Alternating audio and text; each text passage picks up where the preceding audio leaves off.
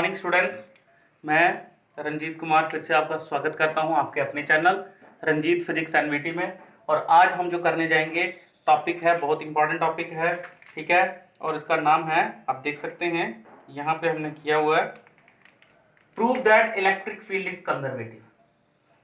आपको प्रूव करना है कि इलेक्ट्रिक फील्ड जो होती है वो कंजर्वेटिव होती है। अब कंजर्वेटिव का मतलब क्या होता है, ये बात समझनी है। कंजर्वेटिव का मतलब है कि इलेक्ट्रिक फील्ड किसके ऊपर इंडिपेंडेंट है, नेचर ऑफ पाथ के ऊपर, कि कौन सा रास्ता दो पॉइंट के बीच में एक चार्ज फॉलो करता है, उसके ऊपर वर्क डन जो है, work done to move the charge from one point to another is independent of its path followed. जो उसने पाथ फॉलो किया उस रास्ते के ऊपर वो डिपेंड नहीं करता, इसी को बोलते हैं कंजर्वेटिव प्रॉपर्टी। तो चार्ज जो इलेक्ट्रिक फील्ड जो होती है वो कंजर्वेटिव होती है, या फिर electric field independent of nature of path between two point. और ये कैसे पता चलेगा, जब हम दो पॉइंट के बीच का वर्क डन जो है वो हम निकालेंगे और वो रास्ते के ऊपर ना डिपेंड करते हुए वो किसके ऊपर डिपेंड करे, सिर्फ इनिशियल पॉइंट के डिस्टेंस और फाइनल पॉइंट के डिस्टेंस के ऊपर डिपेंड करे। इसी चीज को बताने के लिए हम क्या करते हैं, यहां पे कोऑर्डिनेट सिस्टम बनाते हैं और उसके सेंटर में एट द ओरिजिन हम एक चार्ज रखते हैं Q पॉजिटिव। यही चीज लिखी है, consider a unit positive charge is placed at point O at the centre of coordinate system. ये देखिए, now here another test charge known as Q naught. ये देखिए Q नॉट जो रख दिया मैंने test charge, placed at point A point के ऊपर रखा एट डिस्टेंस RA, जिसको पोजीशन वेक्टर बोलते हैं RA, फ्रॉम O मतलब ओरिजिन से। Now we have to find out net work done to move the charge from point A to B। अब हमें वर्क डन निकालना है A से लेके B तक कितना है, हमें वर्क डन निकालेंगे, हमें पता लग जाएगा क्या वो रास्ते के ऊपर डिपेंड कर रहा है कि नहीं कर रहा है। तो point is lying at distance RB, तो जो B पॉइंट है कौन से डिस्टेंस पे लाई कर रहा है, RB पे, ये दिख रहा है। अब फिगर को देखते हुए देखिए, हम देखते हैं now from figure, consider a small element PL। तो PL एक छोटा सा एलिमेंट बनाया जिसकी लेंथ कितनी है PL की, ये जो पार्ट है इसकी लेंथ हमने दी हुई है कितनी, AB के ऊपर ही छोटा सा एलिमेंट लिया जिसकी लेंथ हमने कितनी ले ली, DL। ठीक है जी, स्मॉल लेंथ ले ली हमने DL, अप्रोक्सीमेटली सीधा ही DL। ओके, तो work done for small path is taken as small, क्योंकि अगर रास्ता स्मॉल है तो वर्क डन भी क्या होगा, स्मॉल। और कितना लिया है, DW। वर्क डन किसके बराबर होगा, DW होगा F डॉट DL के बराबर। F डॉट आपको पता है फोर्स इंटू डिस्प्लेसमेंट, बट हमने पढ़ा है फोर्स होता है Q इंटू E के बराबर, और Q हमने इधर ले लिया। तो work done per unit charge अगर हम निकालेंगे, अगर वो पाथ के ऊपर डिपेंड नहीं करेगा तो हमारे पास इलेक्ट्रिक फील्ड जो है वो कंजर्वेटिव इन नेचर आ जाएगी। मैं फिर से एक बार बताना चाहूंगा, इलेक्ट्रिक फील्ड कंजर्वेटिव का मतलब होता है कि जब दो पॉइंट के बीच का वर्क डन जो होता है चार्ज के ऊपर, अगर वो पाथ के ऊपर डिपेंड ना करे तो उनके बीच की जो इलेक्ट्रिक फील्ड होती है वो कंजर्वेटिव इन नेचर होती है, उसी को कंजर्वेटिव बोलते हैं। ठीक है जी, तो DW अपॉन Q नॉट इसके बराबर है EDL के बराबर। तो इसको मैं इक्वेशन फर्स्ट मान लेता हूं। अब देखते हैं EDL कितना है। नाउ इसी के बाद हम क्या करेंगे, नाउ इन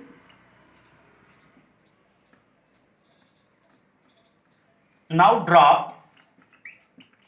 परपेंडिकुलर LN। देखिए परपेंडिकुलर LN किसके ऊपर ड्रॉ करना है, OP के ऊपर, ऑन OP। ये जो OP दिख रहा है हमें, ठीक है, OP कितना लिया हमने, R वेक्टर। तो इसके ऊपर हमने कितना परपेंडिकुलर ड्रॉप किया, ये देखिए LN, तो इसको परपेंडिकुलर ड्रॉप किया ऑन OP के ऊपर। ठीक है जी, now draw perpendicular LN on OP, then cos theta, और cos थीटा क्या होगा, ठीक है, हमारे पास cos theta is equal to किसके बराबर होगा,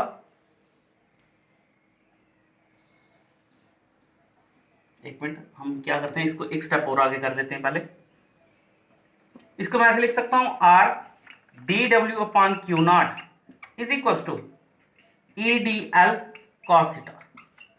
तो ये भी लिखूंगा, here theta is angle between electric field E and D L. देखिए इनके बीच का एंगल है ई और डी एल के बीच में, इलेक्ट्रिक फील्ड इस चार्ज की वजह से ये सारे इसमें फैली हुई है, और यहाँ पे जो हमारे पास डी एल है इसके बीच का एंगल। तो टेंजेंट ऑफ इलेक्ट्रिक किसी इधर यहाँ से इलेक्ट्रिक फील्ड के ऊपर बीच में, और डी एल तो ये वाला पाथ आ गया पी एल, ठीक है, इनके बीच का एंगल है। ओके, इसको मैं इक्वेशन फर्स्ट मान लेता हूं। तो अब मैं लिखता हूं, now draw perpendicular L N on OP, OP के ऊपर, ये जो ओपी लेंथ है इसके ऊपर एल एन परपेंडिकुलर ड्रॉप किया। जब इसके ऊपर हम परपेंडिकुलर ड्रॉप करेंगे तो हमारे पास क्या आ जाएगा, देन हियर cos थीटा, यहां पे cos थीटा किसके बराबर होगा, cos थीटा होता है बेस अपॉन, ये देखिए ये वाला एंगल मैंने थीटा लिया है, इसको थोड़ा मैं अगर बड़ा करके आपको समझाऊंगा तो यहां पे आप देख सकते हैं ये वाला जो है, ये इधर ध्यान देना है आपने, ये पी क्यू है और ये एल है, तो यहां पे जो एंगल है ये थीटा है, ये 90 डिग्री है। तो cos थीटा क्या होता है, cos थीटा होता है परपेंडिकुलर अपॉन हाइपोटेन्यूज, ठीक है जी, परपेंडिकुलर अपॉन हाइपोटेन्यूज के बराबर, तो सॉरी बेस अपॉन हाइपोटेन्यूज के बराबर। तो बेस कौन सा हो गया हमारे पास, ओपी, ठीक है जी, और हाइपोटेन्यूज हमारे पास क्या आ गया, हाइपोटेन्यूज यहां पे Pn। अब देखिए यहां पे ये हाइपोटेन्यूज है h, ये बेस है और ये परपेंडिकुलर है, तो मैं यहां पे क्या लिखूंगा कि यहां पे ये आ गया बेस अपॉन हाइपोटेन्यूज, तो क्या लिखूंगा cos theta is equal to, मैं मिटा रहा हूं, आई होप आपको ये छोटी सी डायग्राम बड़ी करके समझ आई हो, ये दिख रही है, तो मैं इसको मिटा रहा हूं, तो क्या आ जाएगा हमारे पास, यहां पे सामने दिख रहा है cos theta is equal to, हम क्या आ जाएगा P N upon P L.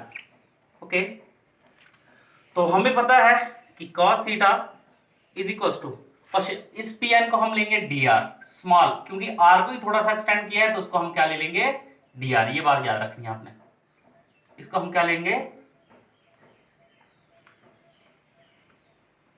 तो उसको हमने लिखना है डी आर करके, ये डी आर इतना, ये इतना सा पार्ट हमने क्या लिया है डी आर, ठीक है, तो हमारे पास ये डी आर है, इसके ऊपर ध्यान देना, फोकस करना, D R. Okay, cos theta is equal to किसके बराबर आया, Pn हमारा किसके बराबर है, Pn, ठीक है, Dr के बराबर, और Pl किसके बराबर है, हमने लिया है स्मॉल लेंथ Dl के बराबर, और Dl is equal to, sorry Dr is equal to किसके बराबर आया, Dl के बराबर। तो देखिए Dl cos थीटा के बराबर, Dr is equal to Dl cos theta. तो क्या मैं इस dr की वैल्यू, इस dl cos थीटा की जगह पे इक्वेशन फर्स्ट में dl cos थीटा की जगह पे dr भर सकता हूं, तो इक्वेशन फर्स्ट में हम क्या करेंगे, पुटिंग द वैल्यूज, ठीक है, in equation first, putting the values in equation first. अब देखिए इक्वेशन फर्स्ट क्या आ रहेगी, तो मैं लिखूंगा put the value of dr in equation first, equation first में भरेंगे, then dw work done per unit charge is equal to किसके बराबर हो जाएगा, इधर देखिए इस dl cos थीटा की जगह पे क्या रहेगा, क्या रहेगा edr, ओके। अब हम इस इक्वेशन को इंटीग्रेट कर सकते हैं, क्योंकि ये तो छोटे पाथ के लिए है, this is only for work done per unit, for किसके लिए है, फॉर पीएल के लिए, जबकि हमें किसके लिए निकालना है, ए से लेके बी तक कितना वर्क डन हुआ, तो हम ये निकालना है, आप फॉर पीएल ही लिखेंगे। Now integrating above equation by taking limit from, distance के बारे में देखेंगे तो डिस्टेंस की लिमिट क्या आएगी, आर ए से शुरू किया आर बी पे खत्म किया, from R A to R B, ठीक है बच्चे, आर ए से शुरू किया आर बी पे खत्म किया, ये देखिए ये यहां से शुरू किया और यहां पे जो वर्क डन है हमने खत्म किया, तो इंटीग्रेशन में हमारे पास क्या आएगा, work done per unit charge. तो अब आ गया EDR। ओके, तो अब हम क्या करेंगे, इंटीग्रेट, इसको खत्म करेंगे इंटीग्रेशन। तो देखिए अब इंटीग्रेशन में हम ये इसको थोड़ा रब कर देते हैं, तो नीचे वाला पार्ट इसको हम रब कर देते हैं। तो रब करने के बाद जो है वो लिख लेते हैं। देखिए कांस्टेंट टर्म E है, बाहर ले लेते हैं। चलिए पहले इसके बारे में पहले लिख लेते हैं, but E is equal to 1/4 pi epsilon naught Q per unit distance होता है 1/4 pi epsilon naught Q upon R square. लेकिन यहां से लेके यहां तक का डिस्टेंस कितना है, हमने यहां से लेके अगर यहां तक का एक कॉमन डिस्टेंस लेंगे तो कितना लेंगे, हम लेंगे R। ठीक है, यहां पे क्या दिया है dr, तो हम क्या लेंगे R स्क्वायर, और साथ में क्या रहेगा यहां पे हाँ इसके बराबर है। Therefore dw upon Q naught is equal to किसके बराबर है, इंटीग्रेशन फ्रॉम RA से लेके RB तक, और E की जगह पे 1/4 pi epsilon naught Q upon R square, और साथ में आ गया हमारे पास किसके बराबर इंटू dr। ओके, तो ये जो कांस्टेंट टर्म है इनको हम बाहर निकाल देते हैं, ये कांस्टेंट टर्म। तो हमारे पास क्या रहेगा, इसको लिखेंगे dw upon Q naught is equal to 1/4 pi epsilon naught Q लिख लेते हैं एक्चुअल में, और यहाँ पे RA से लेके लिमिट RB तक, और R के ऊपर गया तो R⁻⁻² dr। अब जब आप इसको इंटीग्रेट करेंगे तो आपको सभी को पता है, इंटीग्रेशन करने के बाद वर्क फ्रॉम AB से लेके, क्योंकि जब इंटीग्रेशन के बाद क्या हो जाएगा डिफरेंशिएशन खत्म, तो WAB A से लेके B तक जो वर्क डन हुआ Q नॉट चार्ज के ऊपर Q/4 पाई एप्सिलॉन नॉट। ठीक है, और साथ में हमारे पास लिमिट क्या आ गई, देखिए 1/R, R⁻⁻1 आएगा, -2 तो +1, तो क्या रहेगा -1 1/R होता है, लिमिट R से लेके RB तक आ गई। तो फाइनली हमारे पास जो आंसर आया यहां पे आप देख सकते हैं क्या आएगा, work done per unit charge is equal to Q/4 pi epsilon naught, upper limit minus lower limit.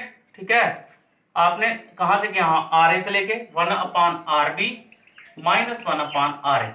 तो बताइए कहीं पे यहाँ पे पास दिख रहा है कि रास्ता कैसा लिया है, यहाँ पे work done per unit charge जो हो रहा है वो किसके ऊपर डिपेंड कर रहा है, एक तो चार्ज के ऊपर, एक तो डिस्टेंस के ऊपर, और क्या पाथ के ऊपर हो रहा है, नहीं, कौन सा डिस्टेंस, फ्रॉम ओरिजिन, ये वाले डिस्टेंस या ये वाली लेंथ के ऊपर डिपेंड नहीं कर रहा। तो hence it is clear that, clear from above equation that work done doesn't depend upon nature of path, work done per unit charge, ये लिखिए पर unit charge Q not, work done per unit charge. तो जहां work done doesn't depend, ऐसा लिख लेता हूं मैं, work done per unit charge doesn't depend upon nature of path followed. तो आज के लिए लेक्चर इतना ही है, इसको ध्यान से देखेंगे। अगर आपको फिर भी नहीं कोई पॉइंट समझ आएगा मुझे आप कमेंट बॉक्स में बोल सकते हैं या मुझे पर्सनली मैसेज कर सकते हैं। ठीक है जी, thank you and have a nice day.